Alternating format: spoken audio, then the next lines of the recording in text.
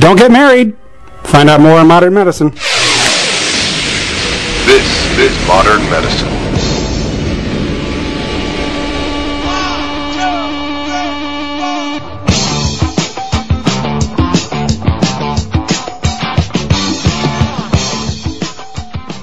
Welcome to the Modern Medicine Podcast. I'm John Doherty with the Medical Society of the County of Albany.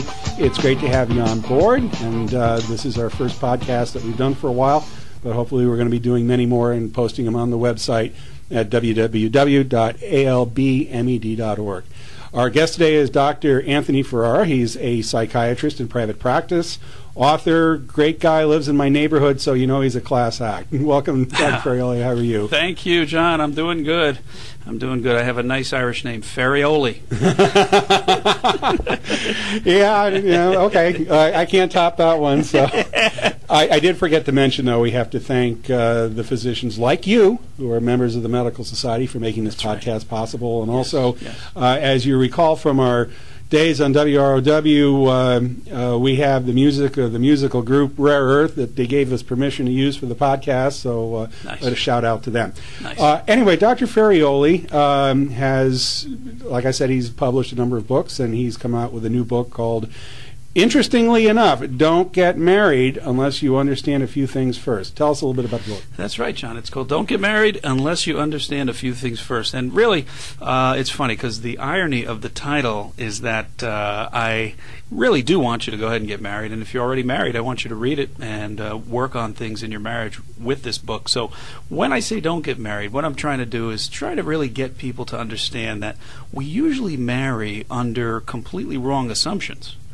And I'm trying to help people understand that, look, if you're going to do this, if you're going to enter this marital arrangement, you really should know what you're in for.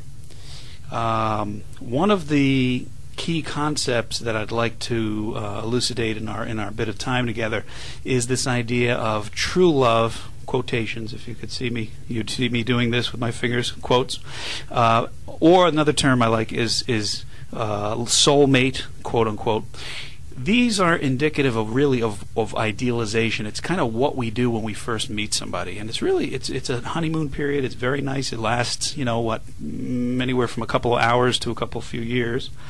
After which, what starts happening is we really start getting disappointed by the person we're with, and these disappointments may be major disappointments, big things. We find out the person is, cheating or doing crazy things with money or drugs or alcohol, or they may be small disappointments, such as just they really don't seem to listen like they used to in the good old days when we first met. Or they comment an awful lot when we talk to them, or they really don't talk to us much at all. And so those little disappointments and others, there's myriad of these small disappointments that add up. They all taken together lead to this. We go from this idealization phase down to what we might call a sort of a devaluing phase. Now we're with a person who can't do anything right at all. Now this is where the resentments build up, eventually potentially contempt as well. And this is where a lot of couples slide down the slippery road towards divorce. So I propose in this book a new model, which I call the emotional laboratory of marriage.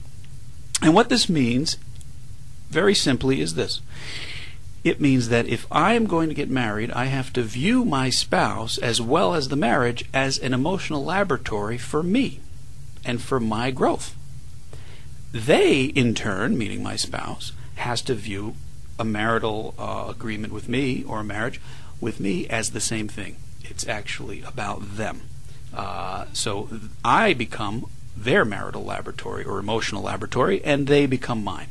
So with this in mind, now we have a model in which marriage becomes the ultimate tool for self-realization and individual growth. Can you give an example of that? Yes. Okay. Yeah, I would love to.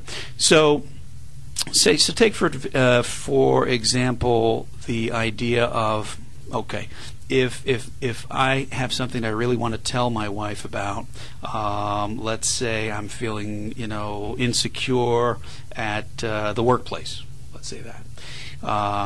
But, having been with her now for however long, I would say to myself, well, and again, this isn't actually based in truth with my wife and I at this particular example, although I'd be happy to give you other types of examples. But this one, I might censor myself too soon. I might say, you know what? Let me not bother her with that. Or I might feel shame about sharing that kind of information where I don't feel on my game, or I don't feel secure. And I may not want to share that with her because I want her to not be disappointed in me or mad at me or something like that. And so what the emotional laboratory says to do is, okay, I'm in this marriage. This is about taking risks. It's about my personal growth. So then I have to ask myself, what would I normally not do now? Well, I would not talk to her about this topic because it's charged. It's a risky topic for me. So the emotional laboratory says that's exactly the opposite. You must now do the opposite of what you normally would do. So yes, you take a risk and you talk to her about that very thing. Oh, it's about you becoming a lawyer? Is that what it's about? Me becoming a lawyer. Yeah, I'm giving up medical practice now and all that. There you go. In fact, it's funny. In a larger example, a bigger example of this, and in the current media, I won't necessarily name names, but there are certain famous golfers who have gone astray from their spouses. Imagine that. Again, but I'm not one to bring drag names through the mud, although they're public figures. But the idea is, what if I'm a man and I'm about to have an affair, or I'm tempted to have an affair, what would I never really do in terms of that? What would the biggest, riskiest thing for me be? It would probably be to go to my wife and say, honey, I'm tempted to have an affair. I haven't done it yet. I haven't done anything. But I just want you to know that something's wrong and I need help. See, in other words, I need help from you. We need to hold on to each other for dear life here and work through what this disconnect is in our marriage. And that's exactly what does not happen in the world. Because what happens instead is we don't use marriage like an emotional laboratory to take risks and to grow. We just act it. Isn't there a certain amount of narcissism, though, in that as well? I think so.